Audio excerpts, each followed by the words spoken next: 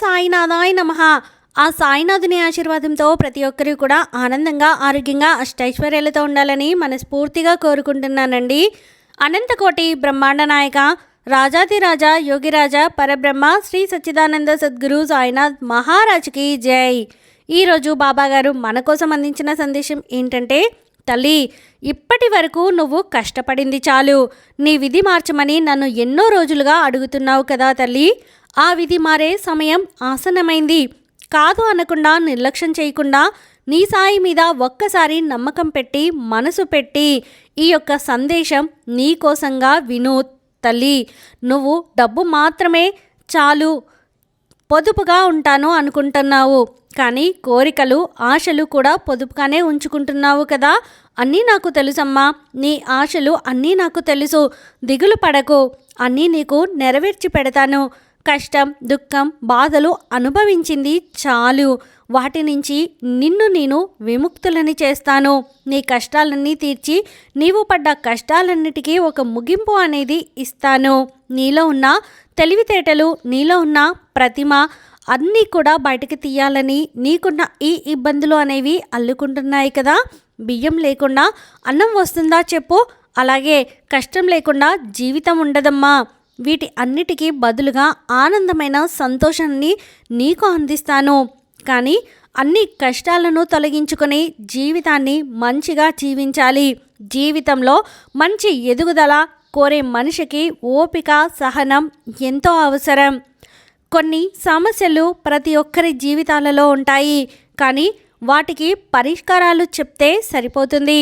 ఏది జరిగినా చూసుకునేందుకు నీలో ధైర్యం ఉండాలి. ఆ ధైర్యాన్ని నీలో పెంచుకోవాలి. అన్నిటినీ ఎదుర్కోగలను, చూసుకోగలను అనే సామర్థ్యం నీలో ఉంది.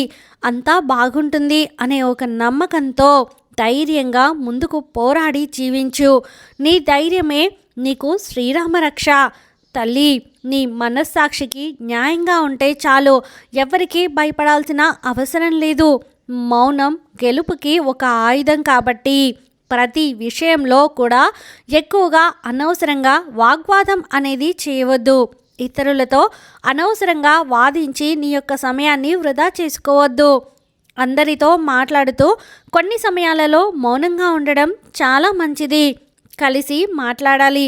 కొన్నిసార్లు నిదానంగా చెబుతూ ఉండాలి. అంతా అప్పుడే సరిగ్గా ఉంటుంది. ఎలాంటి సమస్యలైతే ఉంటాయో వాటిని పరిష్కరించుకోవడం, ఆ పరిష్కారం అనేది తెలుసుకోవడం చాలా ముఖ్యం. తొందరపడితే ఏదీ జరగదు కదా. అన్నీ సరి చేసుకోవాలి అంటే వాదింపులు అనేవి ఉండకూడదు. ఒక విషయం గురించి పోరాడి నువ్వు ఎంతగానో అలసిపోయి ఉన్నా ఆ యొక్క అలసిపోయిన నీ సమస్య తీరిపోతుందేమో, కానీ నీకు ఒక విషయంగా అదే మారిపోతుంది. నీ మనసులో పదే పదే తొణుకులాడుతూ ఉంటుంది. కొన్ని ఇబ్బందులు, వాటిని పోరాటాలు నీ మనసు వరకే పరిమితమయ్యాయి. నీ మనసులో అది ఇలా, ఇది అలా అని చెప్పి కొన్ని విషయాలు నీ మనసులో పోరాటం చేస్తూ, అంటే ఆలోచిస్తూ ఉన్నావు. అతిగా ఆలోచిస్తూ ఉన్నావు. మనసుకి అలజడితో నింపేస్తున్నావు. వ్యతిరేక ఆలోచనలు నిన్ను ఎప్పుడూ కూడా నిజాయితీ అయిన జీవితాన్ని జీవించనీయదు. అనుకూలమైన ఆలోచనలతో మాత్రమే నీ జీవితం బాగుంటుంది. కాబట్టి ఎప్పుడూ కూడా నీలో ఉన్న నెగటివ్ థాట్స్ని బయట పెట్టేసేయ్. తల్లి, వయసు పెరిగినా ప్రతి ఒక్కరూ కూడా అనుభవం ఉండదు, కానీ కష్టాన్ని ఎదుర్కొన్న ప్రతి ఒక్కరూ అనుభవజ్ఞులే. మౌనంగా ఉండాలని తెలివి తక్కువ అనుకోవద్దు. తెలివి తక్కువ చేసి ఎవరిని తక్కువ అంచనా వేయవద్దు. ఇక్కడ మాట్లాడేవారి కంటే వినేవారే బుద్ధిశాలి, వినేవారే తెలివి గలవారు. ఎప్పుడూ కూడా అన్నిటి దగ్గర ఏం మాట్లాడాలి, ఎలా మాట్లాడాలి అని ఆలోచించి, కొంచెం గుంపుగా ఉన్నా సరే ఒంటరిగా ఆలోచించి మాట్లాడు. నీ ఆలోచనలు ఎంత ఎత్తుకు ఎదగాలి అనేవి కొన్నిటిలో తగ్గాలి అని తెలుసుకోవాలి. అది ఎక్కడ తగ్గాలి, ఎలా తగ్గాలి అనేది నువ్వు తెలుసుకోవటమే నీ నేర్పరితనం. అది తెలుసుకునే ఒక మనపక్వం నీకు రావాలి. అది ఇన్ని రోజులకి నీకు వచ్చింది.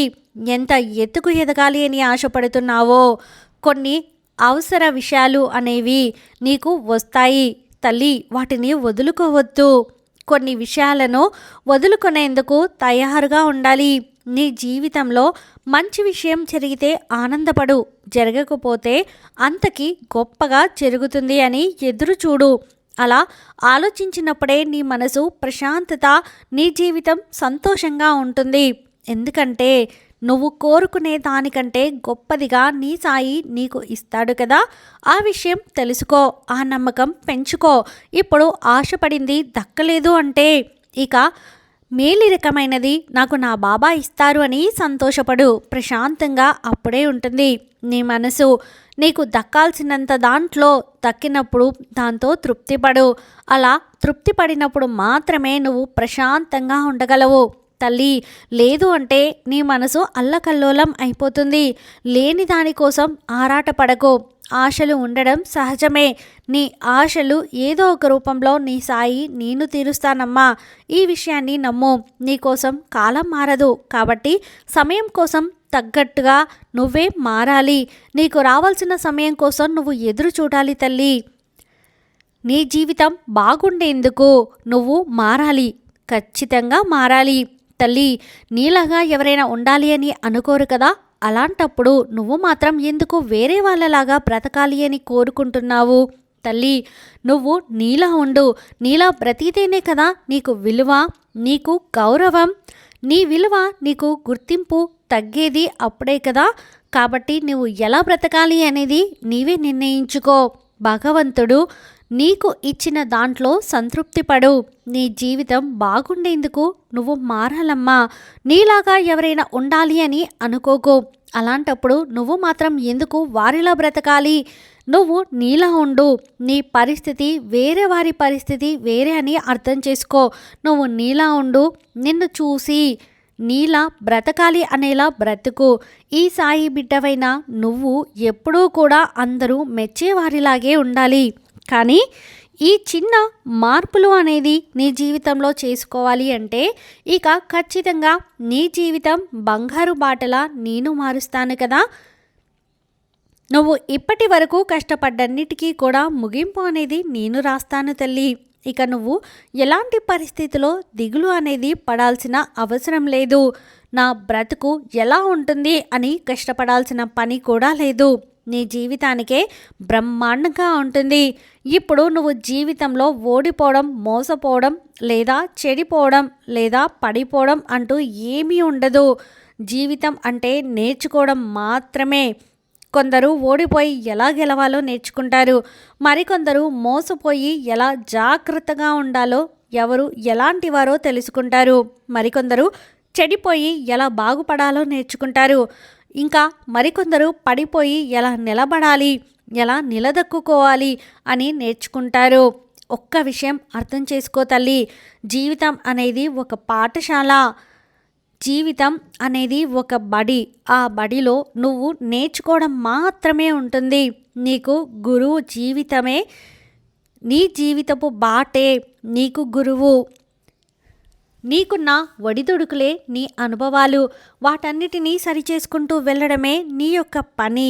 అలా కాకుండా నాకు ఎందుకు ఇలా జరిగింది అని అలాగే కూర్చుంటే ఏది కూడా ముందుకు కదలదని గుర్తుంచుకో. నీ జీవితం ఎలా మారాలి, నా జీవితం ఎలా మారుతుంది అని నన్ను ప్రశ్నించడం కాదు. ఎలా నేను మారితే నా జీవితం మారుతుంది అని నిన్ను నువ్వు ప్రశ్నించుకో. నీకు సమాధానం తప్పకుండా దొరుకుతుంది. ఎవరి అలవాట్లు వారివి, ఎవరి అభిప్రాయాలు వారివి.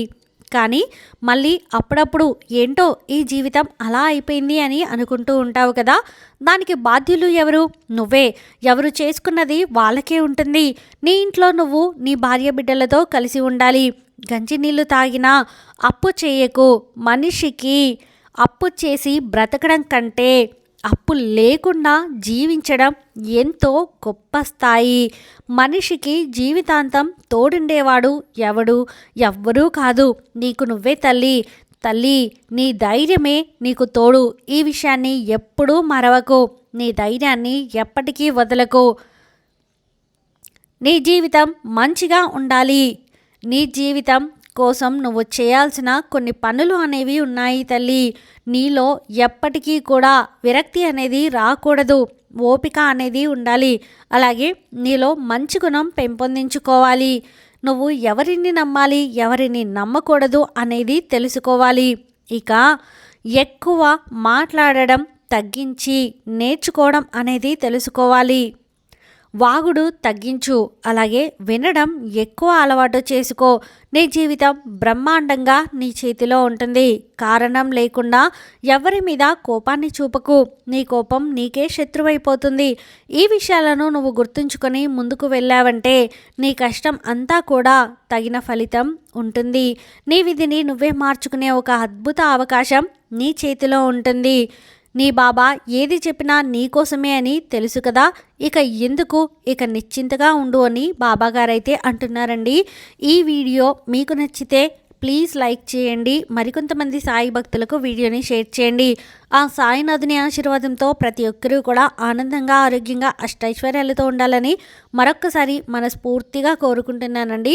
సర్వేజన సుఖినో భవంతు. ఓం సాయిరామ్.